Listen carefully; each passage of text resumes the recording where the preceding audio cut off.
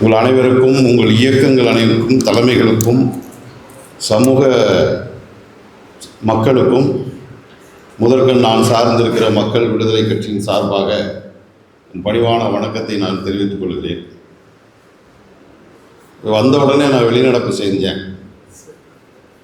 காரணம் என்னென்னா, வையவன் என்னை அழைத்து இப்படி கூடுகிறோம் என்று சொன்ன பொழுது நான் ஒரு விஷயத்தை தெளிவாக அவரிடம் தொலைபேசியிலே சொன்னேன். ஏனென்று சொன்னால், இந்த கூட்டு முயற்சியை சற்றேறக்குரிய 35 ஆண்டு காலமாக தொடர்ந்து செய்து கொண்டிருக்கிறவன் என்கிற முறையிலே, ஏனென்றால் முதலில் ஒரு தேவேந்திர சமூக கூட்டமைப்பை நாங்கள் உருவாக்கினோம். அதனுடைய காலம் என்பது 1992 வாக்கிலே உருவாக்கினோம். அப்பொழுது அண்ணன் ஜான் பாண்டியன் அவர்கள் சிறையிலே இருக்கின்ற பொழுது அவரை விடுவிக்க வேண்டும் என்று ஒரு முயற்சி எடுத்து ஒரு கூட்டமைப்பை உருவாக்கினோம். அது பெரும் தலைவர்கள் எல்லாம் அப்பொழுது கூடினோம். இப்போ நீங்கள் பார்க்குறீங்கள, வானத்து நட்சத்திரங்களை போல பெரிய பெரிய நட்சத்திரங்கள்லாம் அன்றைக்கு நாங்கள் கூப்பிட்டுட்டு இப்படியே அழைச்சிட்டு வந்தோம் இந்த மதுரைக்குள்ளே. அப்போ அண்ணன் ஜான் பாண்டியன்ட்ட போய் சொன்னேன், சிறையில் இருந்தார், உங்களை விடுவிக்கிறதுக்காக ஒரு கூட்டமைப்பு கூட்டுறோம் அப்படின்னு. அப்போ அவர் என்ன பேசினார்லாம் இப்போ நமக்கு சொல்ல முடியாது, அது அவுட் ஆஃப் சிலபஸ். அது கடுமையான வார்த்தை சொல்லி, படித்தவனுக்கிட்ட போகாத, படித்தவனுக்கு தான் இந்த சமூகத்தினுடைய முதல் எதிரி. கிராமத்தில் இருக்கிறான் பாரு, நம்ம சொன்னால் கேட்டுக்கிட்டு உடனடியாக வெளியே வர்றான் பாரு, அவன் தான் இந்த சமூகத்தை காப்பாற்றுவான், படித்தவன் சொல்லி கேட்காதுன்னு சொன்னார். அப்புறம் நிறைய நடந்துச்சு. அதெல்லாம் எழுதணுன்னா எங்கள்கிட்டலாம் வந்து பக்கத்தில் உட்காந்து, எங்களெல்லாம் தலைவர்லாம் கூப்பிட வேணாம்ப்பா, நாங்கள் சாதாரண ஆளுக்கு தான், அண்ணே இந்த 35 வருஷத்தில் என்ன நடந்துச்சு கொஞ்சம் சொல்லுங்கன்னு இது வரைக்கும் எவனும் கேட்கல, இன்னும் மேலே கேட்க மாட்டானுங்க. ஏன்னா அறிவுள்ள சமுதாயம் கேட்கும். ஆணவமும் திமிரும் சுயநலமோ மண்ட கர்வமோ, ஒரு பள்ளம் இன்னொரு பள்ளனை பார்த்தா நான் உன்னை விட பெரிய ஆள்றான்னு கித்தாப்பு காட்டுற வரைக்கும் இந்த சமூகம் உருப்படவே உருப்படாது. ஏன் தேவேந்திர குல சமூகம் விடுதலை பெறலைன்னு இந்த கேட்டால், இந்த 5-6 குணங்கள் நம்மக்கிட்ட இருக்குது. அது மரபணுக்கள் வழியாக வந்துக்கிட்டே இருக்கு. இங்கே பிறக்கும் போதே தலையில் கிரீடத்தோடையும் கையில் வாளோடையும் அரசனாக தான் பிறக்கிறான், எவ்வளோ தொண்டனாகவே பிறக்கல. அது குறிப்பாக சமீப காலமாக பார்த்தீங்கன்னா குற்றீசர்கள் போல இயக்கங்கள் வந்துக்கிட்டே இருக்கு. அது வர்றதுனால எனக்கு ஒன்றும் வருத்தம் இல்லை. என்ன ஆகிவிட்டது இந்த சமூகத்திற்கு, திடீரென்று தலைவர்கள் அப்படியே பெருக்கெடுத்து வந்துட்டுருக்க, எங்கேருந்து வர்றான் அப்படின்னு கேட்டால், தலைவர்கள் உருவாகுகிறார்கள் இயற்கையாகவே, ஆனால் தலைவர்களை உருவாக்குகிறார்கள். யார் உருவாக்குறது? நம்ம சமூகமானா? நம்ம சமூகத்துக்கு வெளியே இருந்து சில பேர் இங்கே சமூக தலைமைகளை உருவாக்கி தள்ளிக்கிட்டே இருக்கான். ப்ரொடக்ஷன் நடந்துக்கிட்டே இருக்கு, ஓவர் ப்ரொடக்ஷன். நான் சொல்கிறது புரியுங்களா? ஓவர் ப்ரொடக்ஷன், தேவைக்கு அதிகமான தலைமைகளும் இயக்கங்களும் அமைப்புகளும் வந்துக்கிட்டே இருக்கு. இது யார் செய்கிறான்னு ஆழ்ந்து உள்ளே போய் பார்த்தா, அங்கே கொல்லம்பட்டைகளை தட்டி தட்டி போட்டே இருக்கான், வெளியே விழுந்துகிட்டே இருக்கு. குடி இயக்கம் போயிட்டே இருக்கு. ஆனால் எனக்கும் அதில் ஒரு பக்கம் வருத்தம் இருந்தாலும் இன்னொரு பக்கம் மகிழ்ச்சி தான். ஏத்தாப்புல அப்துல் கலாம் படம் இருக்கு, அவர் சொன்னார், உலகத்தின் அதிக மக்கள் தொகை கொண்ட நாடு இது என்று யாரும் வருந்த வேண்டாம், இது பலவீனம் இல்லை, அது பலம்தான். அதிக மக்கள் தொகை கொண்ட நாடு என்ற பலத்தை உணருங்கள்னு இந்திய நாட்டுக்கு அறைகூல் விடுத்தார். நான் இப்போ சொல்கிறேன், அதிக இயக்கங்களும் தலைமைகளும் உருவாகுவது ஒரு புறம் பலவீனம் என்று நானே புரிந்து கொண்டேன். ஆனால் இப்போ புரிஞ்சுக்கிறேன், அது பலவீனம் அல்ல, ஒரு வகையில் அது பலம். ஏனென்று சொன்னால், என் சமூகத்தின் தலைவர்களாக வரக்கூடியவர்கள், தலைமை ஏற்கக்கூடிய தகுதி உடையவர்கள் நிறைய இருக்கிறார். ஆனால் அவர்களையெல்லாம் சட்டமன்ற நாடாளுமன்றத்தின் அமைச்சர் பெருமக்களாகவும் நாடாளுமன்ற சட்டமன்ற உறுப்பினராகவும் ஆக்கி வைப்பதற்கான வழிமுறை மட்டும் நமக்கு அடைச்சி வச்சிருக்காங்க. அதை மட்டும் அந்த டோரை லாக் பண்ணிட்டு உண்டாக்கிட்டே இருக்கான், அதை உருவாக்கிக்கிட்டே இருக்கான். நீங்கள் அதை புரிஞ்சுக்கிறணும். ஏன்னு கேட்டிங்கன்னா, நான் 2 நிமிஷத்தில் பேசி முடிக்கிறேன்னு வையவன்ட்டு சொல்லிகிட்டே இருந்தேன். முன்னாடியே விட்டுருந்தா அப்பாதையே வாழ்க வளமுடன் சொல்லிட்டு போயிருப்பேன் நான். ஆனால் கடைசியில் தம்பி கரிகாலனையும் நம்ம தமிழ் மாறனையும் பேச வச்ச பிறகு நான் இப்போ சொன்னேன். அண்ணன் கேட்டார், எப்போ முடிக்க போகிறீங்க, இது எப்படிங்க முடிக்கிறது? ஏனென்று சொன்னால் தம்பி கரிகாலன் முன்வைத்த அத்தனை கருத்துக்களும் என்னுடைய கருத்துக்கள். அதில் நான் ஒரு துளி கூட எனக்கு மாற்றலை. பட்டியல் வெளியேற்ற எதிர்ப்பால முருகராஜன் விவகாரம் பண்றாங்க. ஒன்று புரிந்து கொள்ளுங்கள், வரலாற்றை கொஞ்சம் பின்னோக்கி பாருங்க. தேவேந்திர குல சமூகத்தை பட்டியலை விட்டு வெளியேற்ற வேண்டும் என்று முதல்ல தமிழ்நாட்டில் கோரிக்கை வைத்தது முருகராஜன் என்கிற பதிவு இருக்கு. பதிவை வைத்தேன். மிகவும் பிற்படுத்தப்பட்ட ஒரு பட்டியலை எங்களை வைன்னு நான் எழுதின நெருப்பு பத்திரிகையின் முதல் கட்டுரை அதுதான். அப்புறம் ஏங்க இப்ப மறுக்கிறீங்க? அப்ப ஏன் மறுக்கிறீங்க? அதை வெளியிட்ட பின்புலமும் கால சூழ்நிலையும் சமூக சூழ்நிலை என்பது வேறு. ஆனால் அதை யாரை நம்பி வச்சனா அவனே கடைசியில் எங்களை கழுத்தறுத்தான், நாங்கள் பார்த்தோம்.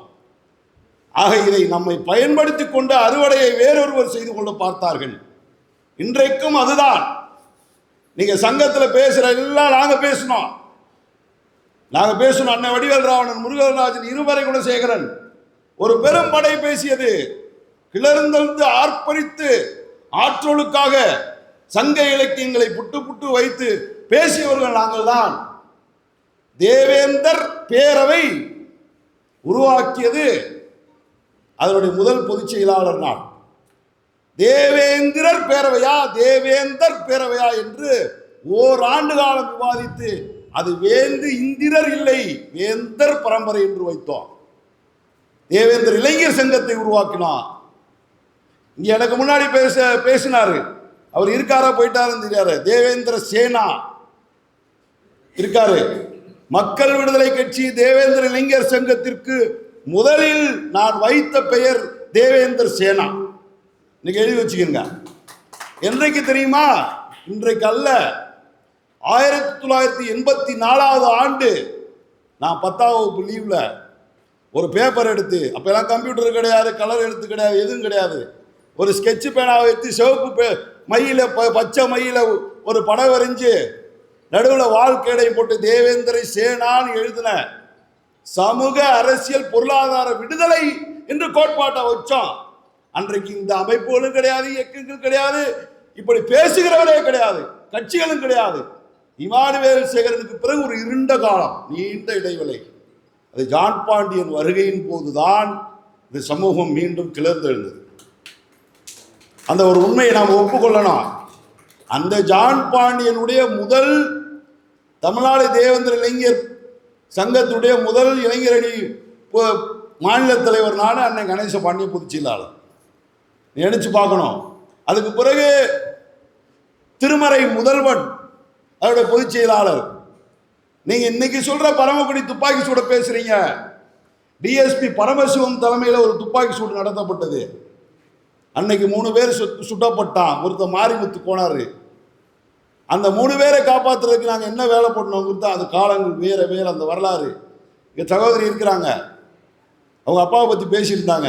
அவங்க அப்பாவை நானும் 45 நாள் ஒரே சிறையில் ஒரே தட்டில் ஒன்றா சாப்பிட்டுக்கிட்டு இருந்தோன்னு அவங்களுக்கு தெரியாது. இன்னும் அண்ணன் பழனி பாபாவோடு நாங்கள் கிட்டத்தட்ட 20 ஆண்டுகள் பயணித்திருக்கிறோம். நாங்கள் நிறைய விஷயங்களை பேசியிருக்கோம், நிறைய உருவாக்கியிருக்கோம்.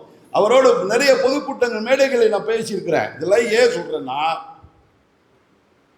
நான் ஒன்னே ஒன்று சொல்கிறேன், நமக்குள்ள முரண்பாடு என்பது கொள்கை முரண்பாடு கூட கிடையாது. இந்த கொள்கை முரண்பாடும் கூட தற்காலிகமாக செயற்கையாக உருவாக்கப்பட்டவைகளே தவிர உருவானவைகள் அல்ல. அதனால ஏற்பட்ட விளைவு என்ன? ஒரு உதாரணம் சொல்றேன். இங்க எனக்கு முன்னாடி யாரோ சொன்னாங்க நமக்கு இந்த உரிமை கிடையாது. தம்பி தான் சொன்னாரு, சின்ன உடப்புல நமக்கு உரிமை இல்லை, மாஞ்சோலையில நமக்கு உரிமை இல்லை, அங்க உரிமை இல்லை, இங்கே உரிமை, பட்டியல் போட்டுக்கிட்டே போறாரு. ஒரு உதாரணத்தை சொல்றேன். ஒரு குடிகாரன் இந்த கடந்த 30 நாளுக்கு முன்னாடி மதுரையில் ஒரே நாளில் 16 சென்டிமீட்டர் மழை பெஞ்சுது. அந்த கோரிப்பாளையத்தில் ஒரு சாக்கடைக்குள்ள ஒரு கிறுக்கன் விழுந்துட்டான், போதையில் அவன் செத்து போயிட்டான். ஒரு கட்சி மறியல் பண்ணுது, அந்த இறந்து போனவனுக்கு நிவாரணம் வேணும்னு உட்காருது. மாண்புமிகு அமைச்சர் அங்கே வர்றாரு, போராட்டத்து களத்துக்கு வர்றாரு. அந்த அவங்க கூட பேசிட்டு, சட்டத்தில் காசு கொடுக்க வழி இல்லைப்பா, 10 லட்சம் ரூபாய் என் சொந்த காசை கொடுக்குறேன்னு மந்திரி கொடுத்து பிரச்சனையை முடிச்சு போயிட்டார். நடந்ததா? நடந்ததில்ல. இதோ அரிட்டாபட்டியில டங்ஸ்டன் தொழிற்சாலை வைக்கக்கூடாது அப்படின்னு ஒரு போராட்டம் நடக்குது இல்ல. அங்க நடக்கிற ஊராட்சி மன்ற கூட்டத்தில் மாண்புமிகு அமைச்சர் மூர்த்தி போய் உட்கார்ந்து மத்திய அரசே அனுமதித்தாலும் ஒன்றிய அரசே அனுமதித்தாலும் மாநில அரசு அனுமதிக்காதுன்னு சொல்றாரு. அந்த மூர்த்தி ஏண்டா சின்ன உடப்புக்கு வரலன்னு நான் கேட்கிறேன். ஏண்டா நீ வரல? நீ வரமாட்ட. முருகராஜ் திமுக கூட்டணின்னு நீங்களாம் எழுதுறீங்க. டேய், என்னை பத்தி எங்களை பத்தி உங்களுக்கு தெரியாது. நாங்கள் உடம்பு பூரா டைம் பாம்பு பட்டி இருக்க, எங்க தொட்டாலும் வெடிச்சிருவான். அதுல காம்ப்ரமைஸ் இல்லை எனக்கு. நான் ஏன் திமுக கூட்டணிக்குள்ள போறேன்? ஏன் பகுஜன் சமாஜ் கட்சி பொதுச் செயலாளர் ஆகுறேன்? ஏன் ஜெயலலிதாவோட போய் உறுப்பினர் அட்டை வாங்குறோம்? விடுதலை சிறுத்தைகளை போல் இந்த பல்லர்கள் ஒன்று திரட்டப்பட்ட அரசியல் சக்தியாக இருந்தால் நாங்க யார்கிட்டையும் போக வேண்டிய அவசியம் இல்லையே. ஆற்றல் மிக்க ஒரு இளைஞன் இருக்கா, கரிகாலன், ஆஞ்சில் சம்பத்தை விட சிறந்த பேச்சாளன். ஆனால் இந்த தேவேந்திர குல சமூகம் ஒரு வலுவான அரசியலாக நிற்கும் என்று சொன்னால் அந்த கட்சியின் பொதுச் செயலாளராக அவன் சட்டமன்றத்திலும் நாடாளுமன்றத்திலும் பேச முடியுமா இல்லையா? நீங்க அதுக்கு வழிவகுக்க மாட்டீங்க. ஏன்னா உங்களுக்கு 4 பேருக்கு தலைவனாக இருக்கணும்னு நினைக்கிறீங்க தவிர இந்த நாட்டுக்கு தலைவராக இருக்கணும்னு எவனுக்குமே ஆசை இல்லை. 4 பேருக்கு தலைவராக 4000 தலைவர்கள் இருந்து என்னெல்லாம் செய்ய போறீங்க? என்ன செய்ய போறீங்க சொல்லி நினைச்சு பாருங்க. ஒரு கரையான் புத்து இருக்கு, அதுக்குள்ள இருந்து 1 கோடி கரையான் வெளியே வரும். அப்படியே அந்த கரையானை பார்த்து யாரும் பயப்பட மாட்டான். அந்த கரையான் புத்துக்குள்ள இருந்து ஒரு கருநாகம் வந்த உடனே எல்லா கூட்டமும் ஓட்டம் எடுத்து ஓடுது. ஏன்? சக்தி, ஆற்றல். அப்ப நீ கரையானாக இருந்து என்ன பயன்? 1000 இயக்கங்கள் அமைப்புகள் இருந்து என்ன பயன்? இந்த நாட்டை அச்சுறுத்தக்கூடிய கருநாகங்களாக நீங்கள் எப்பொழுது ஆற்றலும் வலிமையும் பெறுகிறீர்களோ அப்பொழுது சமூகம் மீட்கப்படும். நீ ஆட்சியில உட்காரு, வரலாறு அவன் பேசுவான். மல்லர்கள் தான் உயர்ந்த குடின்னு எதிரி பேசுவான். அவன் ஆட்சியில் இருக்கிற நம்ம தான் பேசணும். நம்ம போராடினா வரமாட்டான், நம்ம கஷ்டப்பட்டா வரமாட்டான், நம்மளை பத்தி அவன் கேட்க மாட்டான். இதைத்தான் தமிழ்மாறன்ட்டு சொன்னேன். தமிழ்மாறனை நாங்கள் ஒன்று சேர்ந்து திருநெல்வேலியில் ஒன்றுச்சோம். என்ன நடந்துச்சுன்னே தெரியல. ஒரு கட்டத்தில் 4 தமிழ்மாறன் எதிரெதிரியாக போயிட்டோம். அவர் என்ன பார்த்தா சண்டைக்கு வர்றாரு, நான் அவரை பார்த்தா சண்டைக்கு போறாரு இல்லையா? தொலைவில் இருக்க வரைக்கும் கரிகாலனை முருகராஜன் பேசுகிறான், முருகராஜனை கரிகாலன் பேசுகிறான். பக்கத்தில் வந்து அண்ணன் தம்பின்னு புரியுது. நம்ம பாஷை நமக்கு புரியுது. இந்த வையவட்டையும் இந்த சீமராஜ்கிட்டையும் இந்த தாடி பாஸ்கர்கிட்டையும் எத்தனை தடவை நாங்கள் தூது விட்டுருப்போம். நாம் ஒருங்கிணைக்கப்படாமல், நாம் ஒரே சக்தியாக அணிதிரட்டப்படாமல், நாம் ஒரே அரசியல் வடிவமாக வராமல், தேவேந்திர சமூகத்தை ஒரு சக்தியாக உருவாக்காமல் அரசியல் விடுதலை இல்லை, அரசியல் அதிகாரம் இல்லை. அதை செய்யாத வரைக்கும் அத்தனை கொலைகளும் நடக்கும்.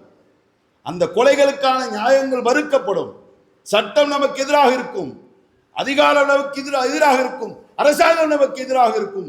நாம் அவர்களும் கெஞ்சி பெறக்கூடிய நிலையிலே இந்த சமூகம் இருக்கும் என்று நான் சொன்னனால அண்ணன் தேவதாஸ் சொன்னேன், அண்ணே ஒருங்கிணைங்க, அண்ணே ஒன்றும் தேவையில்லை, முருகராஜன் தலைமைக்காக ஒருங்கிணைக்கான்னு சில பேர் சொன்னாங்க. நான் எழுதி கொடுக்குறேன், நான் தொண்டனாக இருக்கிறேன், எனக்கு பொறுப்பு தேவையில்லை. நாங்கள் எல்லாம் பார்த்துட்டோம், எனக்கு அந்த சட்டசபை தெரியும். இன்னும் சொல்ல போனால் 234 எம்எல்ஏக்களும் நான் எழுந்தால் 5 நடுங்குகிற அளவிற்கு அந்த சட்டப்பேரவையை வளைத்திருக்கிறோம். ஜெயலலிதாவை நேருக்கு நேராக பிடரை பிடித்து உலுக்கி இருக்கிறான் இந்த தேவேந்திரா. ஆற்றலை வளைத்துக் கொண்டிருக்கிறோம். என்ன 60 வயசு இருக்கிறோம். நாங்கள் கற்றுக்கொண்ட வித்தைகளை அடுத்த தலைமுறைக்கு தர வேண்டிய கடப்பாடு எனக்கு இருக்கிறது. ஆனா யார்கிட்ட கொடுக்கிறது? நீங்க முதல் கோரிக்கை என்னங்க சொல்லுங்க? முதல் கோரிக்கை என்ன? ஜாதிய படுகொலைகளை தடுத்து நிறுத்தணுங்கிறோம். ஒரு உதாரணம், வாங்க இந்த பிரச்சனைக்கு வாங்க. ஒரு ஜாதிய படுகொலை நடந்துருச்சு. அவசரமா முதல்ல ஒருத்தன் போய் சேர்றாங்க, ஒரு கொடியோட போறான். அவன் போய் போலீஸுக்கிட்டே மற்றவங்கிட்டே இந்த பிரச்சனையை அவன் ஒரு கோரிக்கையை முன் வச்சு நிப்பாட்டிடுறான். பின்னாடி இவர் போறாரு, நான் போறேன், நீங்க போறீங்க. அவன் சொன்னதுக்கு நேர் எதிராக நீங்க ஒரு கோரிக்கை வைக்கிறீங்க, நீங்க சொன்னதுக்கு நேர் எதிராக இவர் ஒரு டிமாண்ட் வைக்கிறாரு, இவர் சொன்னதுக்கு எதிராக நான் ஒரு டிமாண்ட் வைக்கிறேன். என்ன புரிஞ்சுக்கிறான் போலீஸு அரசாங்கமும்? இவனுங்க ஒன்றா இல்லை. இவனுங்களை யாரு பலவீனமான கோரிக்கை வைக்கிறானா அவனை தூக்கி பாக்கெட்டில் போட்டுக்கிறானா, அவனுக்கு ஃபீடு பண்ணுறான், குட்டி பால் ஊட்டுறான். அவனை நிரந்தரமாகவே அவனை வளைச்சு தன் தோளில் தூங்குற அணில் மாதிரி வச்சுக்கிறான். எப்பெல்லாம் கொலை விழுகுதா முதல்ல இந்த அணில் தான் கத்துது, கிச்சு கிச்சு கிச்சு கிச்சு கிச்சு கிச்சுன்னு விசில் அடிக்குது. இந்த அணில் நம்ம அணில் தான்.